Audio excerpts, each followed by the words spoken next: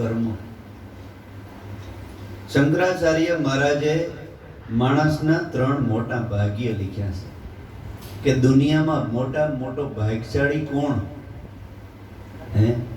પેલો ભાગ્યશાળી તો ઈ છે કે જેને મનુષ્યનો અવતાર મળ્યો.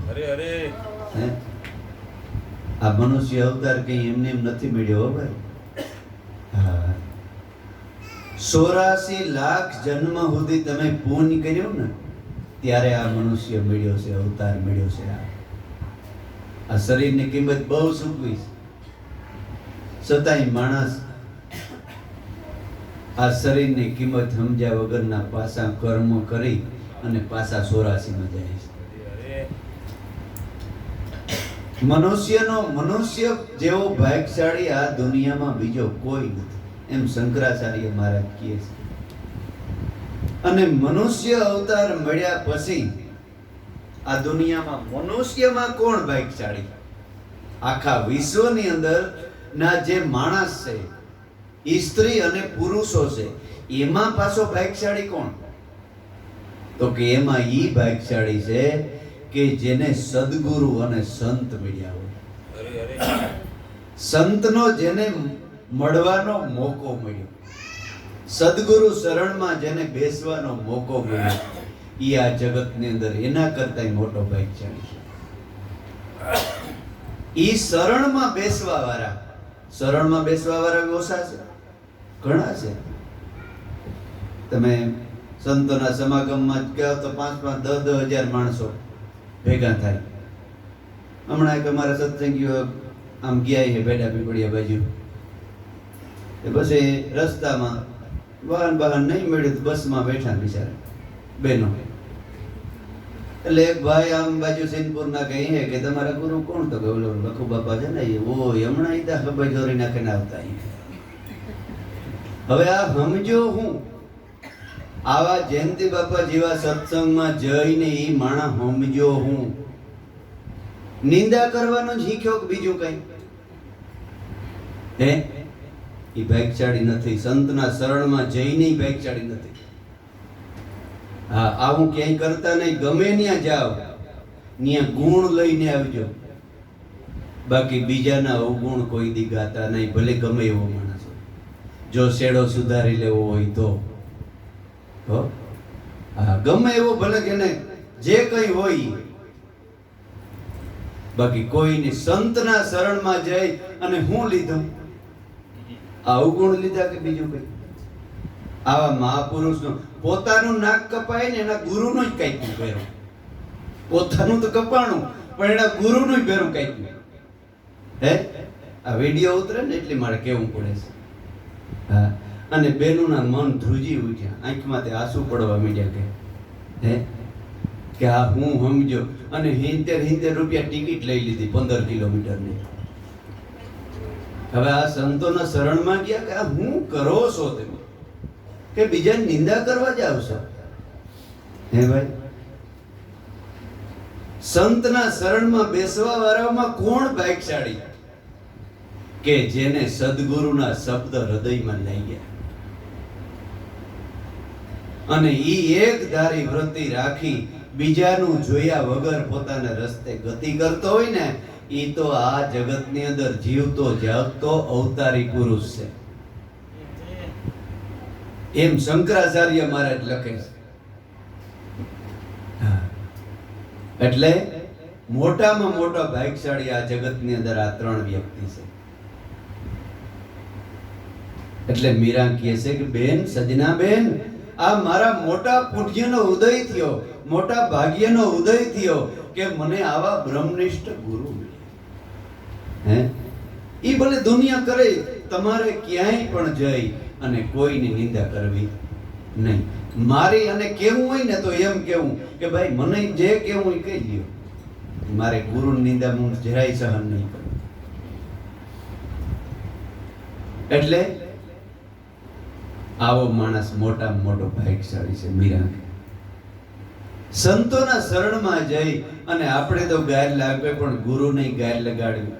હે, દાગ લગાડવા આપણે લાગે તો ભલે લગાય પણ ગુરુને તો ન લગાડીએ.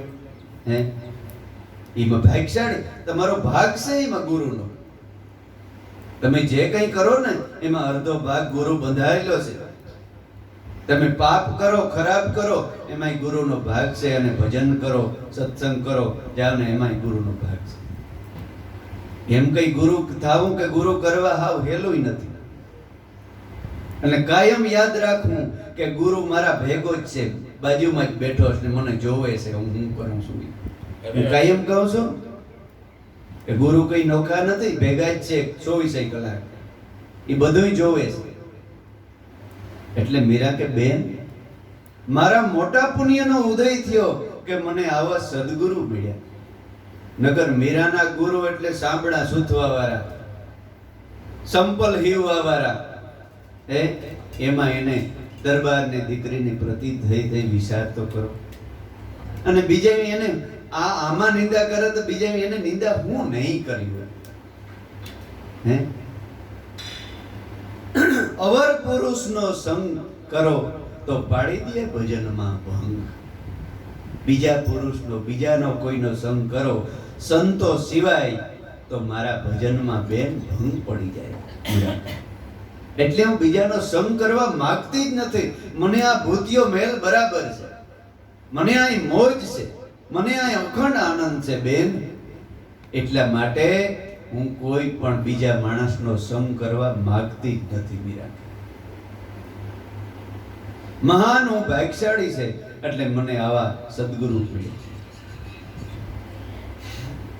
હારારે માણસનો સંગ કરો તો સડે નીત નવાયો ભક્તિનો રંગ. આજ આપણે ઘેર કોઈ નવીન માણસ આવ્યા અને રેણી જોઈ ગયો, આ માણસ ક્યાં હતો ને કેવો હારો થઈ ગયો. રંગ બદલવો એટલે કેને બદલાય? નવો રંગ ચડવો. આપણે નથી કહેતા કે ઓહો આ વાડીએ તો કાલે ખરાબ એવા ઝૂંપડા હતા, આજે તો બંગલો થઈ ગયો. પાસે ઘેરે આવ્યો તો એમાં રંગ ને રોગાન ને તારે ઓહો પાછો રંગ બદલી ગયો. કેટલો ખર્ચો કર્યો, માણસનો આમ દ્રષ્ટિ ખેંચાય. બીજી ફેર આવ્યો તો એના કરતા સળિયાતો રંગ કર્યો હોય, સગવડ ઘરમાં હોય તો. એવી રીતે આપણો રંગ બદલવો જોઈએ. ગુરુ મળ્યા ને 6 મહિના થઈને કોક કેવું છે કે ઓહો આ માણસ કેવો હતો ને કેવો થઈ ગયો, ભક્તિનો આને રંગ કેટલો લઈ ગયો. પાછો એ ત્રીજી વાર માણસ બીજી વાર ભેરો થાય ને તો પાછો ઓહો આ તો ઈથી વધી ગયું, આ તો મહાપુરુષને હારમાં બેહવા માંડ્યો. 100થી વાર આવે ને તો ભગવાન થઈને પૂજાતો હોય. 500 માણસ એના શરણમાં બેઠા હોય અને ભગવાન થઈને પૂજાતો હોય ને બીજાને ભગવાનને ઓળખાણ કરાવતો હોય. આ રંગ બદલાણા કહેવાય. સારા સજ્જન પુરુષનો સંતોનો સંગ કરવાથી નિત્ય નિત્ય સડે સવાયો રંગ. એની વેશમાં એની દેશમાં રહી અને કાયમને માટે ભક્તિનો રંગ ચડી જાય સંતોનો સમાગમ કરવાથી. એટલે નિંદાના કરનારા નરકે લઈ જાવે. જો કાસો પોસો માણા હોય અને મન અરસું ડરસું થઈ જાય કે હા આમ હે તો એ નરકમાં લઈ જાય ને. આ તો મજબૂત મન વાળા હોય તો વાંધો ન આવે કે ઓહો હો આ તો અવગુણ લઈને જાય છે, મહાપાપી છે. આના એક સેકન્ડ બેહાય નહીં, હું તો કે ન્યન્ય ઉતરી જવાય ઉભડાવીને ઉતરી જાય. આનો સંગ જ નથી કરવો, આ નરકે લઈ જાવે. હા આ નરકે લઈ જાવે. નિંદાના કર મીરા કહે છે કે નિંદાના કરનારા અમને નરકે લઈ જાવે. નરકે જ લઈ જાય ને જો ભરાઈ જાય કે હા આમ હવે આપણે નથી નહીં જવું તો નરકમાં જાય સીધા. નિંદાના કરનારા નરકે લઈ જાવે. મીરા હાવ હાસી વાત કરે છે, અનુભવ થઈ ગયો. નિંદાના કરનારા તો કાયમ નરકે લઈ જાવે અને આ મનુષ્યનો અવતાર એડે વી જાય. માટે ભાગ્ય મળ્યો છે અમને આવા સાધુ પુરુષનો સંગ. પછી કહે છે બેની મીરા ગાવે આ તો ગિરધર નાગર. હે બેન, હે સજના બેન, આ બધી કૃપા હોય તો મારા નાગર એટલે રોહિદાસ બાપાને અટક નાગર હતી. આપણે બાપનું નામ નથી લેતા ને, મીરા કે મારે બાપ છે, મારે નામ નથી લેવું. ઈ નાગર મારો નરસૈયો, મારો કાનુડો તો ઈ, કૃષ્ણ તો ઈ, રામ તોય મારો નાગર, મારો ગુરુ. આ તો બેની મીરા ગાવે, એ બેની આ મીરા ગાવે, આ ગિરધર નાગર ને લીધે આવું ગાવું છું. આ મારા એક શબ્દ મારો નથી. મીરા બેની મીરા ગાવે ગિરધર નાગર. સામળિયો મળ્યો છે મારા સદગુરુને સંગ.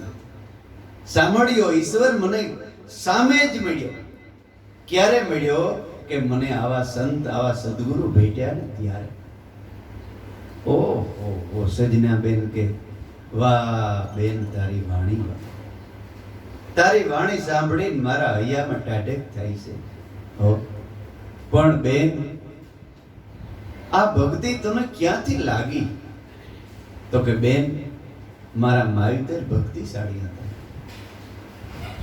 મારા પિતાજીને કાયમ નેમ હતો, હવા પે ઓર દી સડે ને ત્યાં સુધી કાયમ, દેવ ઉગે હવા પર ચડે ત્યાં સુધી કાયમી મારા પિતાજી ભજનમાં બેસતા. અને મારી માં તો એવી ભક્તિશાળી હતી, એની કોઈ સીમા જ નથી. એને સંસ્કાર મારા હૃદયની અંદર રેડ્યા. અને એમ થતા કારણ કે માં એવી હોય તો એની બેન એવી હોય ને. અને ઈ મારી માસી માં કરતા હવાઈ, જેને સદગુરુ રોહિદાસ બાપા મળેલા અને મારી આંગળી પકડી અને ઈ માં કરતા સવાઈ મારી માસી સદગુરુ શરણમાં લઈ ગઈ. એ લઈ ગઈ અને એ રોહિદાસ બાપાએ મારા લગ્ન કરાવી દીધા વીરાને. ત્યારે સજનાબેનને શંકા પડી કે બેન, તારા લગ્ન તો મારી ભાઈ હારી થયા છે અને આ લગ્ન વળી બીજા. એટલે મીરાએ કીધું કે બેન, તું મારી વાતને સમજી ન હતી. ઘણાય સત્સંગમાં ન સમજી હવે, અરથનો અનરથ કરે.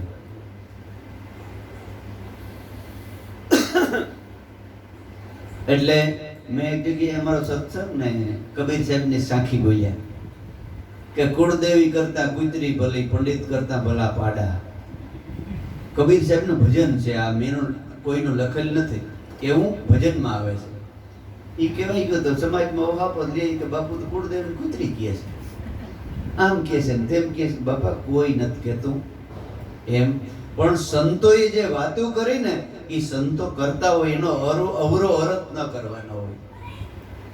એ કેવી રીતે કીધું છે એનો આખો સાર જો તમે જાણો ને તો તમને ખબર પડે કે કોઈ દેવી પૂજક નું ઘર, ત્યાંથી કબીર સાહેબ અને કમાલ સાહેબ બે ભેગા નીકળ્યા. એટલે બે માણસ ઝઘડો કરતા હતા. એટલે કબીરે કીધું કે હાલ તો જરાક જઈએ, કેમ ઝઘડો કરે છે બે માણસ? એટલે કબીર સાહેબ અને કમાલ સાહેબ બે ગયા કે બાપા કેમ ઝઘડો છે? તો કે અરે બાપુ એને વાત કરો માં. તો કે કાં? તો કે અમારું ઘર લૂંટાઈ ગયું, ઘરની ઘર વખરી બધું ચોરી ગયું. કહું તો કે કાં, કેમ ચોરી ગયું? તો કે અમે બાજુમાં એક પ્રસંગ હતો એટલે ન્યા ગયા અને પાછળથી તાળા કોક બારણા ખોલીને આખી ઘર વખરી લઈ ગઈ. એટલે કબીર સાહેબ ને આવ્યો મોકો. તો કે તી તમારા ઘરમાં આ માતાજી તો બેઠી છે કે? તો કે ઈ તો અમારી કુળદેવી છે, ઈ કે બેલડીમાં છે. તો કે ઠીક, તી તમારી કુળદેવી બેઠી હતી ને ઘર લૂંટાણું? તો કે હા, ઈ બેઠી હતી લૂંટાઈ ગઈ. તો કે તો અમારી કુતરી હારી નહીં કે આશ્રમમાં બાંધી હોય તે કોકને ગરીવા ન દે કોઈને, એના કરતા હે આ જો અહીં બેઠી હોય અને લૂંટાઈ જતું હોય તો અમારા આશ્રમમાં આવજો, અમે કોઈ ન હોય ને જો તો ગરીવા દે અમારી કુતરી, તો તમારે મારો મૂન ને તમારો જોડો, તો બે માંથી કોણ ખરાબ? તમે કયો જોઈએ? હે જીવતો જાગતો જેમાં ચેતન પુરુષ ગાજી રહ્યો છે એ તમને જગાડે કે ભાઈ કોક નવીન માણસ આવ્યું, એ ઘર લૂંટતું અટકાવે. બાકી તમે આખા ઘરમાં કુળદેવીના ફોટા ભરીને જુમણું ટીકાડીને જાજો જીવ હાલે તો ખુલ્લું મૂકે હે જાય. કારણ ખબર છે કે આ તો ફોટો છે, આ થોડી રોકે હે. એટલે સંતોએ આમ કરીને અને સત્યને રાહે ચડાવ્યા છે. પણ સમાજ એ અરથના અનરથ કરી અને સંતોને દુઃખ આપ્યા છે, સંતોને હેરાન કર્યા, જેલમાં પુરાવ્યા. કે આ તો માન જીવણ બાપે જરાક જ ઓલું કહ્યું કે જોગી થઈને જટા વધારે અંક લગાવે ભંભૂતા, દમડી કારણ દેહ જલાવે એ જોગી નહીં જગદૂતા. એટલી કડી સાંભળે કે આ પાખંડિયું, અને એ કે આપણે આ જગદૂતા કહે છે. અને રાજા પાસે જઈને ફરિયાદ કરી કે જીવણો હમણાં જગદૂતા બધાય કહે છે કે જટાઓ વધારી હોય ને માળાઓ પહેરી હોય ને ભભૂતિ લગાવી બધા જગદૂતા છે. અને આને બોલતો બંધ કરો નકર કાલે હવે આ બીજું કંઈક કરીએ. અને જીવણ બાપાને જેલમાં પૂરાયા. એ આ જગત ખાડાના હાર પહેરાવે અને ફૂલનાય પહેરાવે. હા, એટલે સંતોને આપણે એમ થાય કે આ સંતોને કેમ દુઃખ પીડ્યા છે, પણ સંતો સમજાવવા માટે થઈ અને સત્યના શબ્દ વાપર્યા ના, એ અરથના અનરથ કર્યા. એટલે સંતો કારણ જગત અજ્ઞાની જ છે. એટલે સજના બેને અરથનો અનરથ કર્યો. અને મીરાને પૂછ્યું કે બેન તારે બે પતિ, સતીની નારીને બે પતિ હોય તો હું તો મારા ભાઈને હારે લગ્ન કર્યા છે યાર, મંગલ વર્તાણા, અને આ તારો બીજો પતિ કોણ? તારા ગુરુએ લગ્ન કરાવ્યા. મીરા કહે બેન એ હું તને સમજાવું કે એક પતિ તો મહાસતી, આખી જિંદગીની અંદર જેની એક જ પતિ ધારણ કર્યો હોય ને એ મહાસતી છે.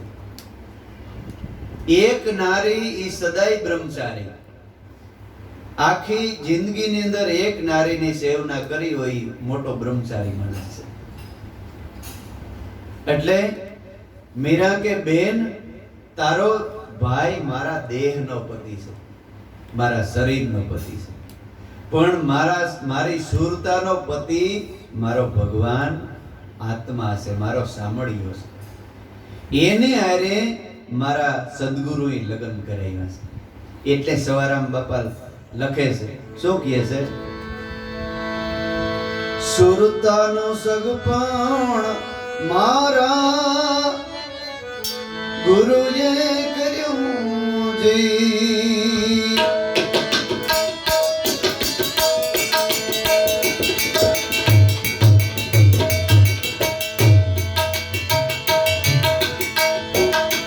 સુરતાનો સગપણ મારા ગુરુએ કર્યું જી,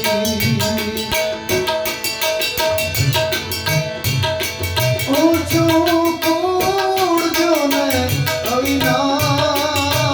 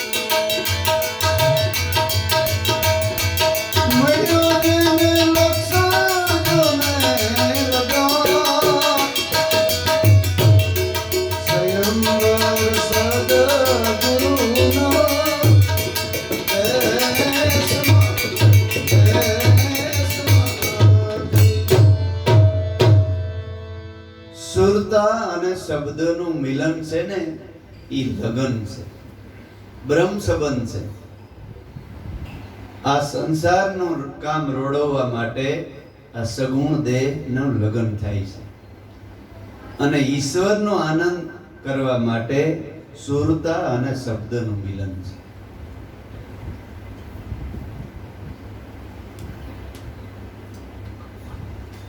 એટલે બેન, મારા સદગુરુએ પરિબ્રહ્મ હારે મારો સગપણ કરાયો. સદગુરુએ જુગતી કીધી, મને વર રૂડાને દીધી. કુળ સજની સારું જોયું અને મારા દેહનું દુખડું ખોયું. સદગુરુએ જુગતી કીધી, મને વર રૂડાને દીધી. એ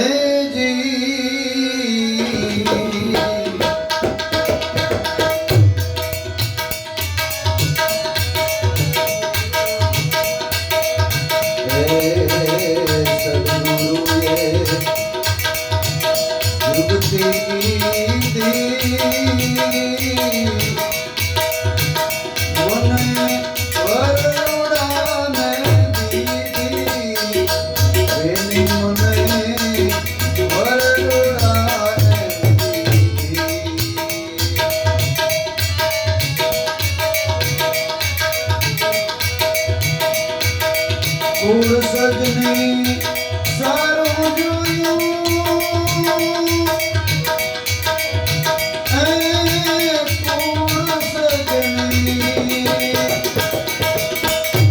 સારું જોયું, મારા દેહનો દુખડો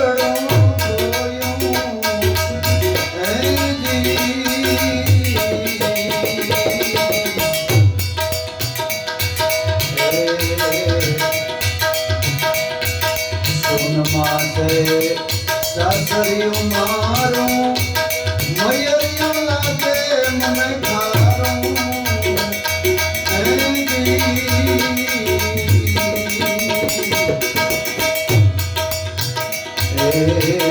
સુન માથે સાસરિયું મારું મયરિયું લાગે મને ખારું. મયરિયું લાગે મને ખારું.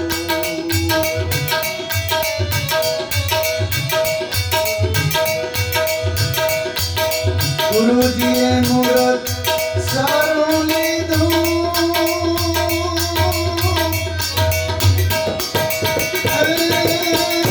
ગુરુજીએ મુહૂર્ત સારું લીધું. પરિબ્રહ્મથી સગપણ કીધું મારું, પરિબ્રહ્મથી સગપણ કીધું. સદગુરુજીએ જુગતી કીધી, મને વર રૂડાને દીધી.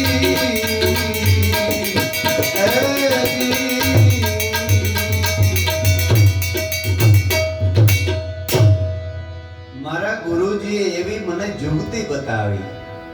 હમણાં કીધું ને કે જુગતી જાણ્યા વિના ભક્તિ શોભે નહીં. એ બેની સજના બેન, મારા ગુરુએ જુગતી કીધી, મને વર રૂડાને દીધી. એવો વર બીજો આ દુનિયામાં છે જ નહીં. મને વર રૂડાને દીધી, કુળ સજની સારું જોયું અને મારા દેહનું દુખડું ખોયું. પહેલાના જમાનામાં જ્યારે આપણે દીકરી દીકરાના સંબંધ કરવા જતા ને ત્યારે કુળ જોતા, મોસાળ જોવે, મામોહાર જોવે અને આખું કુળ જોવે. એક વિહા માવતર ને 100 વિહા મામોહાર. માવતરના ગુણ 1% જોઈ અને 100 ગુણ એના મામોહારના હોય. કારણ કે માતા છે ને, માતા જેવા સંસ્કાર આપે ને એવા બાળકને પડે છે. એટલે ઈ જોઈને પછી દીકરી દીકરાના સંબંધ કરતા. અને અટાણે શું કરે છે બધાને ખબર છે, કહેવાની જરૂર નથી. અટાણે રમકડા ગોતી આવે ભાઈ, કે રમવા પછી શોકેસમાં મૂકવા થાય. કોઈ જાતનું કઈ સમજણ કે કોઈ મારી કે કોણ બાપ છે કોણ હહરો છે કોણ માં છે એ કોઈ જાતની ભાન જ નહીં, કોઈ જાતની મર્યાદા નહીં. એટલે તો કાયમથી કાયમ માણસ જોવાનું દુઃખી કેટલા છે હે. 100% વરદી લગ્ન થાય ને એમાં લગભગ 75% છૂટા થતા. એટલે માણસ કાયમથી કાયમ દુઃખી થતો જાય છે. એટલે એમ પણ જોવાનું છે અને આમ પણ જોવાનું. સગુણ અને નિર્ગુણ ને સંતો મળે ને એટલે એકતા કરી દે, બે સુખ મળી જાય. મને કે ને બે હાથમાં લાડવા. સંત મળે ને એટલે તમને બે હાથમાં લાડવા આપે.